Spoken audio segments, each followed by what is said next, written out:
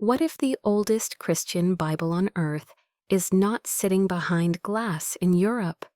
What if it is not protected by Vatican walls, not shaped by Roman councils, and not filtered through imperial power? What if the most ancient, most complete Christian canon has survived for nearly 2,000 years, far away from the West? High in the mountains of East Africa, in stone monasteries carved into cliffs, Ethiopia preserved something the world barely talks about anymore. A version of Christianity untouched by Rome.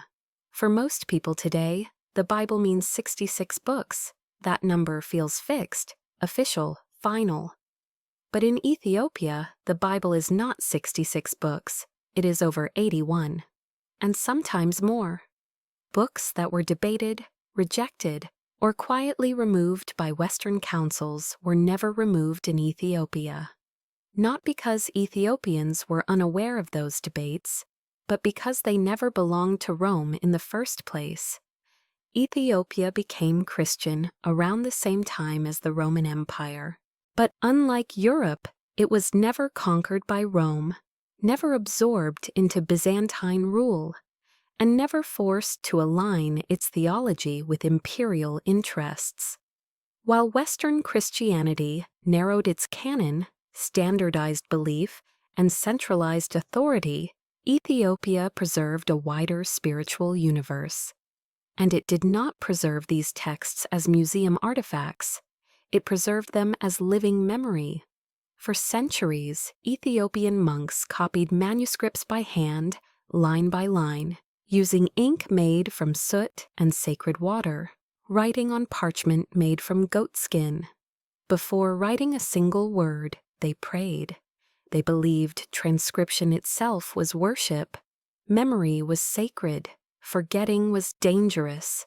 They wrote not in Greek, not in Latin, but in Ge'ez, one of the world's oldest liturgical languages, older than most Western Christian traditions themselves. Inside this canon are texts the West lost: the Book of Enoch, the Book of Jubilees, the Shepherd of Hermas, and something even more controversial. Gospel that claims to record what Jesus revealed after the resurrection. A text known as the Gospel of the 12, sometimes called the Book of the Resurrection. Not a story about what Jesus did, but about what he revealed. Revelations about the soul, about memory, about why we forget, and how we awaken. And that is where the danger begins. Because a Jesus who awakens memory does not need to be mediated by institutions. A Jesus who reminds cannot be controlled by empire. And so, while the West built doctrine, Ethiopia kept remembrance. And now that we've opened the door to this forgotten canon, one question remains. What exactly did Jesus say after the resurrection that the world was never meant to hear? Most Christians are taught that the resurrection was a public victory, an empty tomb, angels in white, a risen Christ appearing in glory. But according to the Gospel of the 12 preserved in the Ethiopian Bible, the resurrection was not a spectacle. It was a whisper. The text does not begin with celebration.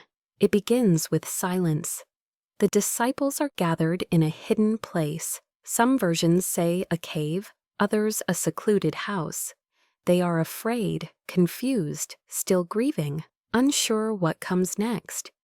Then a presence enters the room, not with thunder, not with light, but with warmth.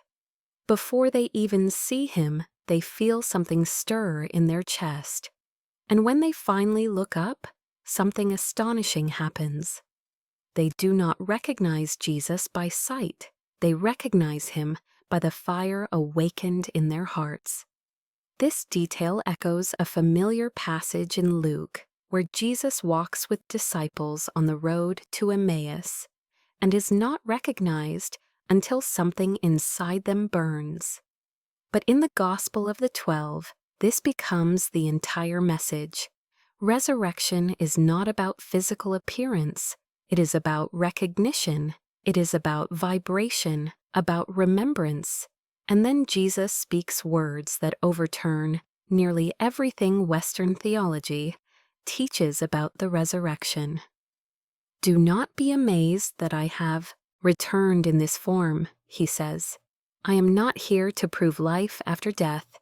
I am here to remind you of the life before life." With one sentence, the entire framework collapses.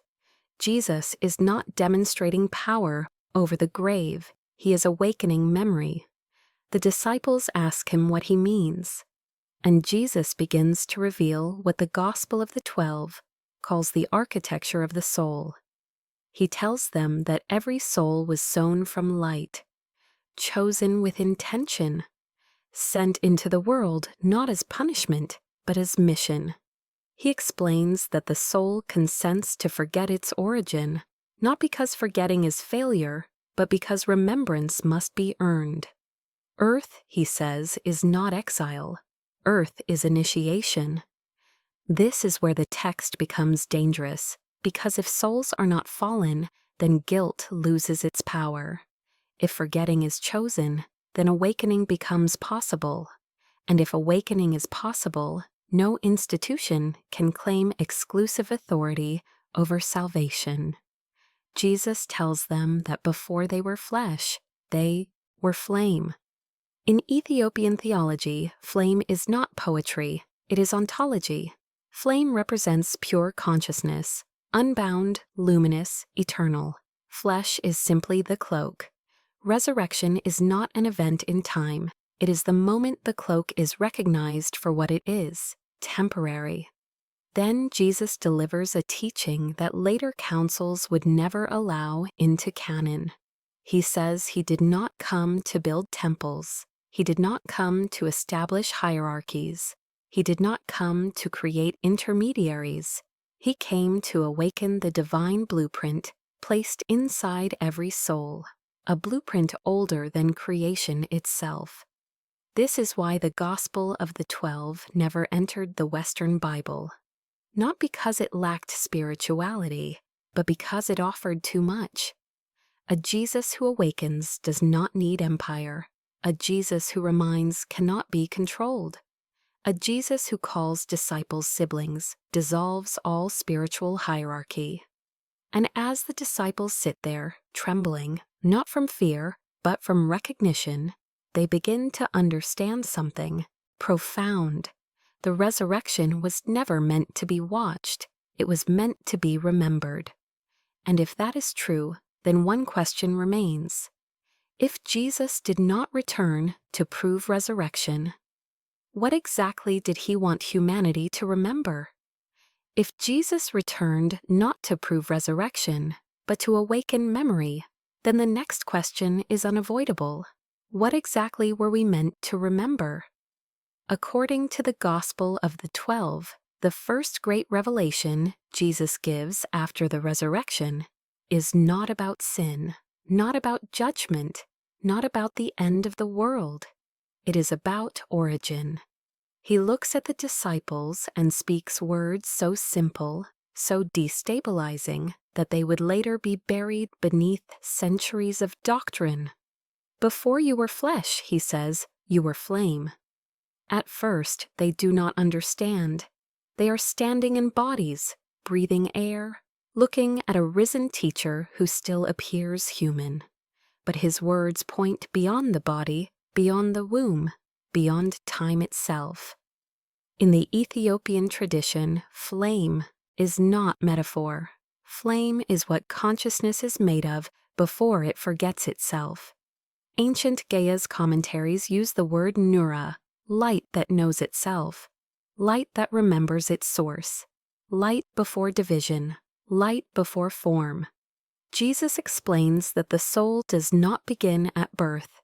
Each soul is emanated from divine fullness, not created from nothing, sent, not cast out, chosen, not condemned. And here comes the teaching that overturns the Western idea of the fall. The soul, Jesus says, consents to forget. not as punishment, not as failure, but as mission.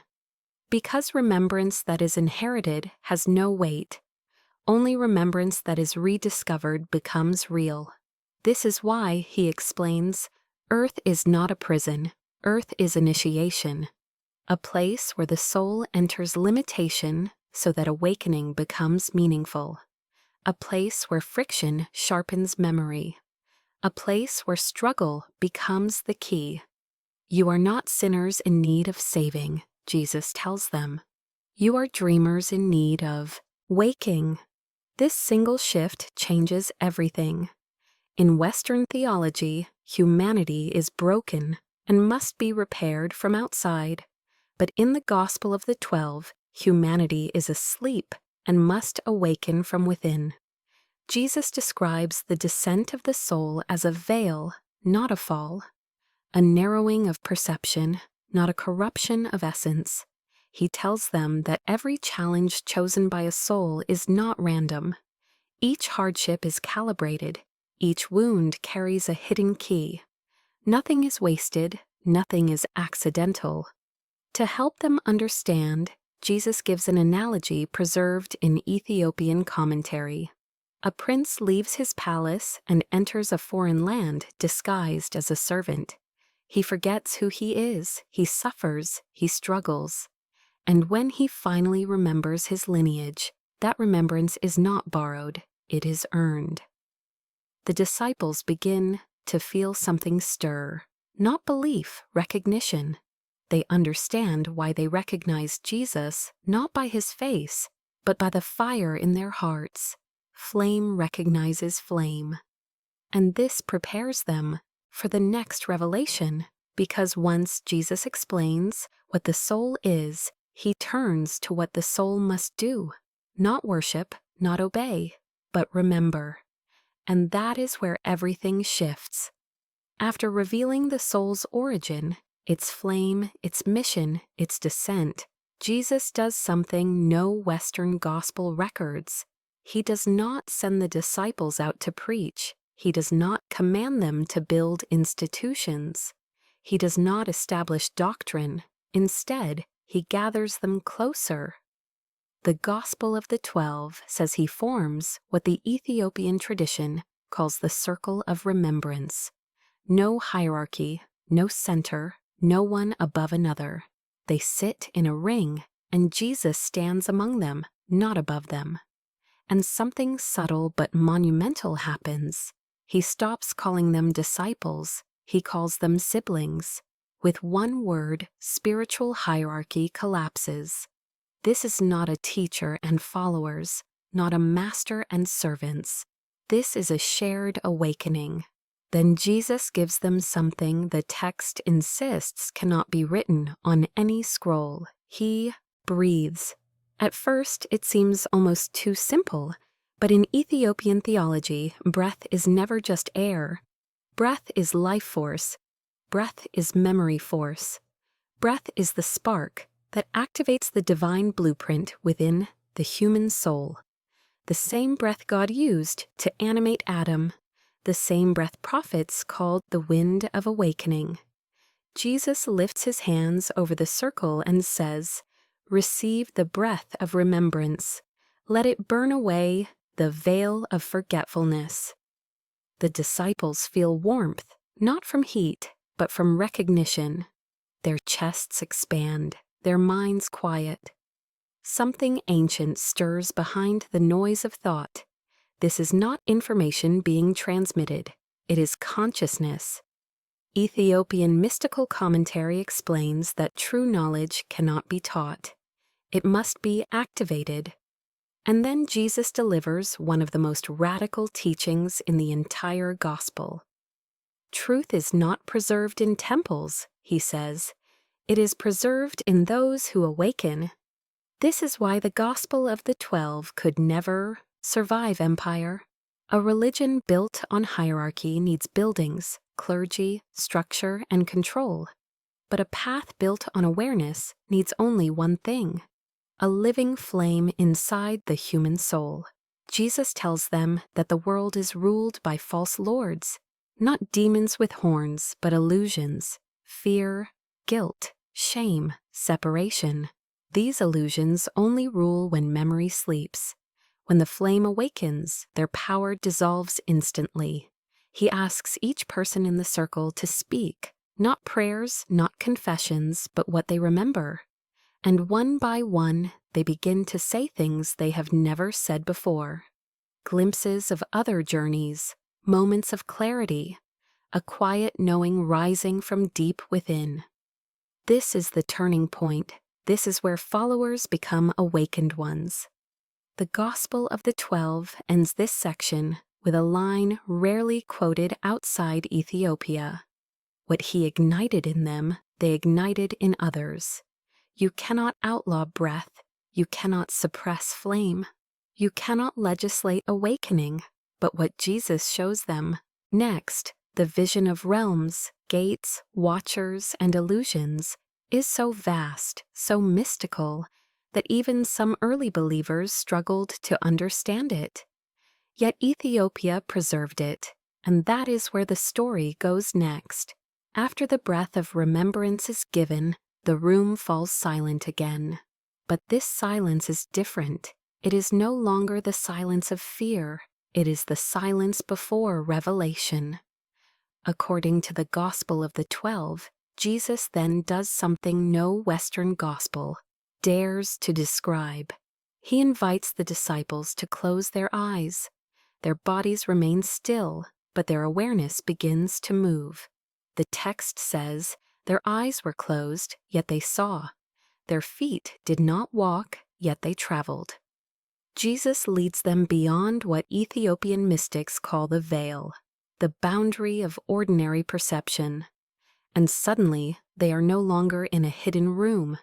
They stand at the threshold of a vast inner cosmos. Not heaven, not earth, but the realms between.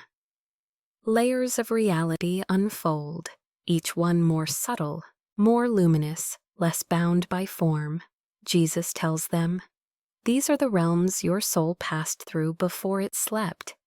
This vision aligns perfectly with another text preserved almost exclusively in Ethiopia for centuries, the Book of Enoch. This is not coincidence, it is continuity. In Western Christianity, heaven and hell are final destinations, fixed endpoints after death. But in Ethiopian and Enochic cosmology, reality is layered. Each realm is a state of awareness. Each gate is a level of remembrance. The first realm the disciples enter is described as a place where thoughts take shape instantly. Fear appears as shadow. Hope appears as light. Memory moves like mist. Jesus calls this realm the chamber of mirrors. There is no judgment here, only recognition. The disciples realize something unsettling. The prison was never the world. The prison was unexamined thought.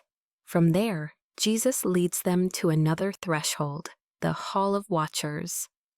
In the Book of Enoch, watchers are often described as powerful beings who observe humanity. But in the Gospel of the 12, their role is clarified. They are not masters, they are not rulers, they are witnesses, guardians of transition, keepers of thresholds, observers of the soul's movement through awareness. The disciples see them, tall, luminous, unbound by flesh, standing like sentinels at the edges of reality. And then something extraordinary happens. The watchers bow, not to a conquering king, but to one who knows the path. Jesus walks beside them, not above them. And with this image, the gospel quietly dismantles another belief. Spiritual authority does not come from dominance, it comes from remembrance. Next, Jesus shows them a realm the text calls the dominion of false lords. But these lords are not demons, they are illusions. Fear masquerading as power, guilt disguised as law, shame wearing the mask of truth, separation pretending to be identity. Jesus explains, these rulers govern only where memory sleeps. The disciples watch as entire structures, cities built of fear, fortresses made of doubt, collapse the moment they are recognized for what they are. No battle, no war, no resistance. Awareness alone dissolves them. This becomes one of the most radical teachings of the Gospel of the 12. Darkness is not defeated, it is outgrown. Jesus then leads them upward through gates, shimmering with colors they cannot name. With each passage, they feel lighter, not as if they are leaving themselves behind, but as if they are becoming more themselves. And then Jesus speaks words that decentralize spiritual authority completely. What I have overcome, you will overcome. What I have remembered, you will remember. Not through me, but through the flame within you. The vision fades, their awareness returns to their bodies, but nothing is the same. They are trembling, not from fear, but from recognition. Because they have seen that heaven and hell were never places waiting after death. They were states of awareness moving within the soul. And Jesus is not finished, because the final revelation is the most dangerous of all. Back in the quiet room, the disciples open their eyes. Their breath is deeper now. Their faces changed. And then Jesus delivers the teaching that could never survive empire. The book, he says, is not in heaven, it is in you. At first, they do not understand. All their lives they were taught that divine records, every deed, every failure, every merit, were written somewhere far above human reach. But Jesus dismantles this belief gently, completely. He explains that what the world calls the Book of Life is not a ledger of morality. It is a record of remembrance. Every choice you make is a letter. Every moment of awareness is a sentence. Every awakening turns a page. Judgment, he says, is not punishment. It is revelation. The moment you finally see who you have become through what you remembered and what you chose to forget. This reframes everything. In Western theology, salvation is something granted from outside, mediated by authority, validated by doctrine. But in the Gospel of the 12, salvation is intimate. It is activation. Just as flame needs only oxygen to rise, the divine blueprint needs only awareness to awaken. Jesus calls this the second birth. Not baptism by water, which cleanses the body, but baptism by light, which awakens perception. He tells them the world is not the prison. The mind that forgets is. In Ethiopian monastic tradition, this line is not treated as metaphor. It is psychology and cosmology intertwined. The veil Jesus speaks of is the veil of perception, the fog that descends when the soul forgets its origin, and remembrance is the sun that burns through that fog. When you remember the source, Jesus says, the source remembers you. And where two memories meet, the veil dissolves. This teaching echoes another text Ethiopia preserved through oral tradition long before the West. Rediscovered it, the Gospel of Thomas. Split a piece of wood, and I am there. Not as theology, as recognition. Then Jesus speaks the line that collapses the idea of waiting for a future Savior. Christ is not returning, he says. Christ is remembering in you. This single sentence would have shattered the structures of empire. A Christ who must return requires authority to interpret signs. A Christ who awakens within dissolves all intermediaries. Jesus looks at each of them and says, "The Son of Man was never outside you. The veil made it seem so." They begin to weep, not from sorrow, but from recognition. For the first time, they understand why Jesus returned after death. Not to claim a throne, not to found a church, but to awaken memory. He leaves them with one final truth, preserved in Ethiopia while buried elsewhere. You do not await the Messiah, you awaken him. And with that, the story shifts. It is no longer about Jesus, it becomes about you. Because if the book of life is written inside you, then the next page has always been waiting for your awareness. What if Christ is not returning? What if the greatest misunderstanding in Christian history was never about who Jesus was, but about where Christ is? For centuries, humanity has been taught to wait.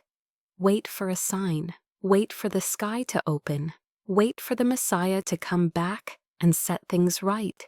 But according to the final teaching preserved in the Ethiopian tradition, Jesus never asked anyone to wait. He asked them to remember. After the visions of realms, after the collapse of false lords, after the revelation that the book of life is written within, Jesus brings everything back to a single point. Not heaven, not the future, not an external savior, awareness. He tells them that Christ is not a person returning in time. Christ is a state of recognition, a state in which the soul remembers its origin, a state in which the flame knows itself as flame, a state in which separation dissolves. This is why Jesus speaks of the kingdom in a way that confused so many. The kingdom of God is not coming with signs to be observed, he says elsewhere. The kingdom is within you. In the Gospel of the 12, this is clarified even further. The kingdom is not inherited, it is activated. You do not enter it by belonging to the right group. You do not receive it through authority or permission. You awaken it through awareness. This single idea collapses the need for intermediaries. If Christ awakens within the human soul, then no institution can own access to God. If the kingdom activates from within, then no era needs to be awaited. If remembrance is the key, then every moment becomes a doorway.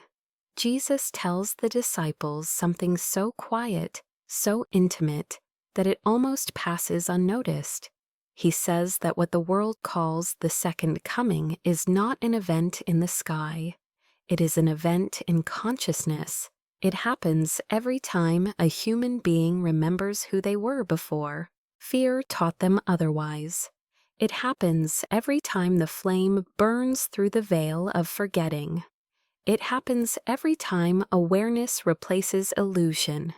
This is why the teaching was never meant to become doctrine. Because doctrines can be memorized, but awakening must be lived. Jesus does not leave them commandments. He does not give them new laws. He does not outline rituals to be repeated forever. He leaves them a fire, a living flame that cannot be controlled, standardized, or monopolized. And he tells them that this flame will not be passed through buildings or titles, but through presence. What I have ignited in you, he says, you will ignite in others. Not by preaching, not by convincing, but by being awake. This is the final reversal. Jesus does not stand apart as an unreachable ideal. He stands as a mirror. What I am, he tells them, you are becoming. This is why empire could never accept this gospel. An empire needs obedience, but an awakened human needs no ruler. A system needs hierarchy, but remembrance recognizes no rank. A religion built on waiting creates dependence, but a path built on awakening creates freedom. And now the teaching turns outward. It is no longer spoken only to disciples in a hidden room. It is spoken to anyone who encounters it, to you. If Christ awakens within the human soul, then spirituality is no longer about escape. It is about presence, no longer about reaching heaven someday, but about seeing clearly now. No longer about becoming someone else, but about remembering who you have always been. This does not mean life becomes easy. It means life becomes meaningful. Because once you know the flame is within you, suffering is no longer proof of abandonment. It becomes part of initiation. Struggle becomes refinement. Confusion becomes the edge of awakening. And so the Gospel of the 12 does not end with a prophecy. It ends with a question that cannot be answered by belief, only by awareness.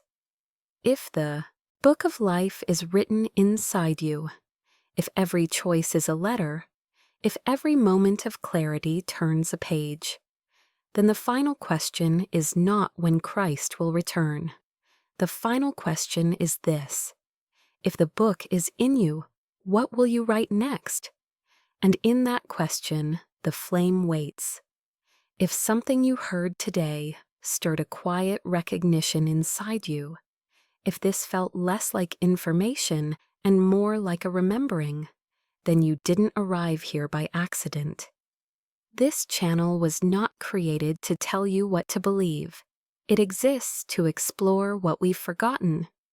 If you want to continue uncovering hidden texts, forgotten teachings, and the deeper layers of awareness history left behind, you're welcome to subscribe and follow the channel. Not to wait for ready-made answers, but to walk with questions that matter. You can also leave a comment below. It doesn't have to be long. Just one line is enough.